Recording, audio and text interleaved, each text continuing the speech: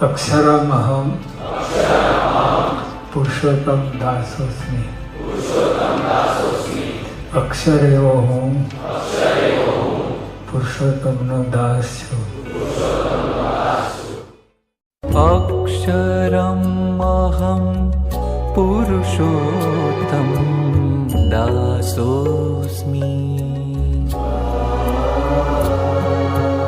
अक्षरमहं पुरुषो। नारायण नारायण सबको। जो कल हमने नियम लिया था, विचारों का जो शेयरिंग किया था कि मुझे नेगेटिव विचार आए या पॉजिटिव विचार आए, तो वो जो नियम था उसमें सिर्फ इतना बताया गया था कि आपको विचारों को देखना है, ध्यान में रखना है। उसमें हमें कंट्रोल में नहीं रखना है, पॉजिटिव ही आए या नेगेटिव ही आए या नेगेटिव को हम निकाल दे। हमें सिर्फ हमारे मन में किस प्रकार के विचार आते हैं वो हमें ध्यान रखना है। दूसरा, आज का जो नियम है सात्विक भोजन का, तो काफी सारे लोगों का प्रश्न आया है। तो सात्विक भोजन में हमें आज अपने घर में ऐसे मेन्यू रखना है कि जिसमें प्याज और लहसुन का उपयोग ना हो, या फिर परिवार वालों के लिए करना पड़ रहा है तो आप कर सकते हो, लेकिन हम स्वयं जो नियम ले रहे हैं वो एटलीस्ट ना खाए।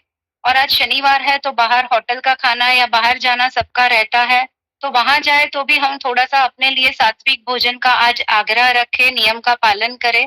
वही सबसे एक रिक्वेस्ट है कि हम श्रावण मास में अधिक से अधिक अपने नियमों का पालन करें। अगर हमें सही मायने में अपने आत्मा की आध्यात्मिक उन्नति के पथ पर आगे चलना है, तो अगर पूरे महीने में इतने सहज नियम आपको मिलेंगे, लेकिन थोड़े से कठिन भी होंगे कि जो करते वक्त हमें थोड़ा सा अवेयर और ध्यान में रख कर न करना है। तो ये श्रावण मास जो शुरू हो चुका है उसमें 2 एकादशी आती है, उसका भी हमें उपवास करना है। तो वो ध्यान पूर्वक रखे कि कुछ भी हमारी तबीयत अगर नहीं साथ दे रही है, अगर हम फराल खाना नहीं खा पाते हैं तो एक टाइम का हम खाना खा के करें। लेकिन ये श्रावण मास में अधिक से अधिक हमें भोजन में हमारी जो एक आसक्ति है उसमें नियंत्रण रखना है। माला जाप पूजा पाठ जो भी है वो थोड़ा सा मात्रा बढ़ानी है, और अपने भीतर की शुद्धता में हमें ध्यान केंद्रित करना है, कर्मों में परिवर्तन लाना है। तो ये सब चीजों के लिए छोटे छोटे नियम जो दिए जाएंगे उस पे हमें हो सकता है उतना 100% अपना एफर्ट्स देना है। नारायण नारायण। अभी ये हमें क्यों करना है नियम? तो याज्ञवल्क्य ऋषि जो है उन्होंने अपनी पत्नी को इसके बारे में बताया था। उनकी शादी कात्यायनी जी से हुई थी, और फिर कुछ समय बाद उनकी शादी होती है, मैत्रेयी करके दूसरी पत्नी आती है वो ऋषि के वहां पर। लेकिन उस वक्त इतनी पवित्रता थी कि कात्यायनी पहली पत्नी और मैत्रेयी दूसरी पत्नी थी, लेकिन दोनों में बहुत ही बहन जैसा और एक मित्रता जैसा संबंध था। स्त्री का जो एक ईर्ष्या भाव रहता है वो बिल्कुल ही नहीं था, और एक ही छत के नीचे सब लोग साथ में रह रहे थे। अभी काफी समय हो जाता है तो याज्ञवल्क्य ऋषि बोलते हैं कि अभी मेरा वानप्रस्थाश्रम में जाना आवश्यक है, तो मैं संसार का त्याग करके वहां पर जाना चाहता हूँ। तो मेरी दोनों पत्नियां हैं, हम तीनों बैठे हैं, तो जो भी हमारे पास संपत्ति है, धन है, वो दोनों में मैं आधा आधा बांटना चाहता हूँ, ताकि मेरे जाने के बाद आप दोनों को संपत्ति के लिए कभी भी कुछ झगड़ा ना हो, मन दुख ना हो, मन मुटाव ना हो। तीनों जन बैठे थे। तब मैत्रेयी ऋषि जो है वो थोड़ी सी ज्यादा स्मार्ट और कॉन्फिडेंट और ऐसे उस प्रकार की थी कि उनको थोड़ा सा व्यवहारिक ज्ञान भी ज्यादा था। तो उन्होंने बताया कि आप वानप्रस्थाश्रम में जाने का जो सोच रहे हो, और हमें ये जो भी धन इतनी संपत्ति देने के लिए दे रहे हो, लेकिन क्या ये संपत्ति पृथ्वी से भी ज्यादा है? तो याज्ञवल्क्य ऋषि बताते हैं कि नहीं, उससे ज्यादा नहीं है। तो बोला ये धन पाकर क्या हम अमर हो जाएंगे? तो बोला नहीं, आप अमर तो नहीं हो सकते हो।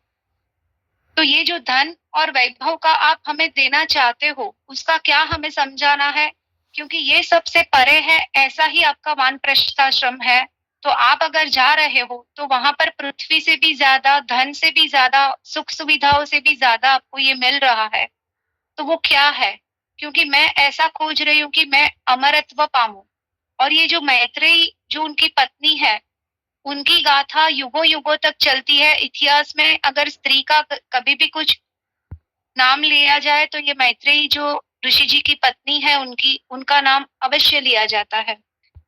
तो बोलता है कि नहीं, उन सबसे परे मैं जा रहा हूँ वानप्रस्थाश्रम में, वहां जाके मैं मेरे आत्मा की साधना और तप करने जा रहा हूँ।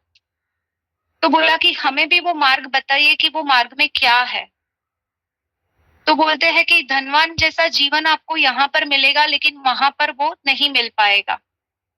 तो आपको पता है श्री कृष्ण भगवान ने गीता में क्या लिखा है, किस प्रकार के भक्त होने चाहिए। तो मैत्रेयी ने इतना सारा वहां पर प्रश्न पूछे और इतने गहरे और धार्मिक और मार्मिक प्रश्न थे कि आप वानप्रस्थाश्रम में जा रहे हो, परिवार यहाँ पर है, हम दोनों के बच्चे यहाँ पर है, संपत्ति है, लेकिन हम उसको भोगने के बाद भी हम अमरत्व नहीं प्राप्त कर सकते हैं। तो आप ऐसा क्या कर रहे हो? तो बोला कि स्व की जर्नी, जो हम आध्यात्मिक मार्ग की जर्नी आज की भाषा में बोलते हैं कि हम बहुत स्पिरिचुअल लाइफ में आगे जा रहे हैं। तो उस वक्त उस प्रकार की चर्चा हो रही है। तो बोला कि श्रीमद् भागवत गीता में लिखा है कि भक्त 4 प्रकार के होते हैं।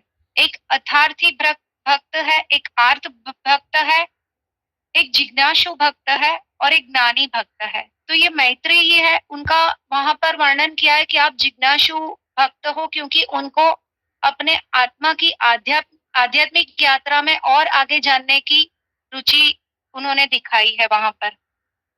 तो तब उनको ऋषि जी बताते हैं कि मैं जो भी बता रहा हूँ उसका मनन करो, निधिध्यास करो, ताकि आपको अपने जीवन में, अपने आत्मा में आपको कैसे आगे जाना है वो हमें पता चले। तो हम जो ये श्रावण मास के नियम ले रहे हैं वो कहीं ना कहीं हमें इस कथा से रिलेट हो रहे हैं कि हम किस प्रकार से अपने जीवन में, अपनी आत्मा की साधना में हम किस प्रकार आगे बढ़े। तो बोलते हैं कि पति और पत्नी को दोनों में एक दूसरे को पति प्रेम रहता है, पति को पत्नी के प्रति प्रेम रहता है, पत्नी को पति के प्रति प्रेम रहता है। ऐसा क्यों है? क्योंकि जब पति पत्नी ये समझने के लिए बैठे हैं तभी उनको दृष्टांत भी वैसा ही दिया जाता है। तो बोलता है कि हमेशा उन दोनों में प्रेम क्यों रहता है? तो बोलते हैं कि ब्रह्मांड का नियम है कि पति के अंदर जो परमात्मा रहते हैं वो पत्नी को पसंद आते हैं, और पत्नी के अंदर जो परमात्मा रहते हैं वो पसंद आते हैं। तो आखिर में तो कहीं ना कहीं परमात्मा ही आए हैं और वो ही हमारे जीवन पथ पर हमें आगे लेके जा सकते हैं, और वो ही हमारे आत्मा का हमें दर्शन करवाते हैं, ताकि पति पत्नी एक दूसरे की अगर गलती भी है तो भी एक दूसरे को बताते हैं। लेकिन वो जब बताते हैं तब तो बुरा थोड़ा सा कम लगता है या नहीं लगता है, लेकिन वही गलती अगर बाहर वाला बोलता है तो थोड़ा सा ज्यादा हमें अपमानजनक लगता है। और हम अगर उसी पथ पर आगे जाते हैं तो ज्ञान जो है वो भी एक अविनाशी है, परमात्मा अविनाशी है। इसलिए पति पत्नी के भीतर ये जो प्रेम की भावना उत्पन्न होती है एक दूसरे के प्रति, वो उससे परे रहता है। तो यहाँ पर परमात्मा जो बताया गया है वो इंद्रियों का अग्राह्य बताया गया है, कि परमात्मा को हम इंद्रियों से भी परे, उसको हम उस पथ पर आगे जाए कि हमारे जीवन में सब सार्थकता हमें प्राप्त हो। तो यहाँ पर वो मैत्रेयी को बताना चाहते हैं कि अगर हम उस पथ पर आगे जाते हैं तो हमारे आंखों के ऊपर जो मोह माया की छारी हुई बाजी हुई रहती है वो धीरे धीरे उस पथ में निकल जाती है, दूर हो जाती है, और हम उसमें आगे जाते हैं तो हमें आत्मा के आत्म तत्व की खोज में आगे जाना रहता है, और वहां पर हमें आत्म तत्व प्राप्त होता है। ये शायद किसी को आज समझ में आए ना आए, लेकिन बार बार सुनोगे तो आपको समझ में आएगा कि ये कथा का कितना गहरा अर्थ है।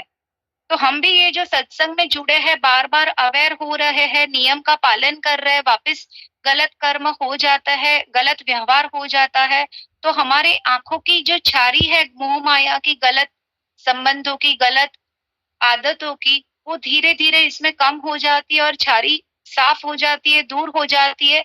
तब हमें परमात्मा का, नारायण का साक्षात्कार होता है।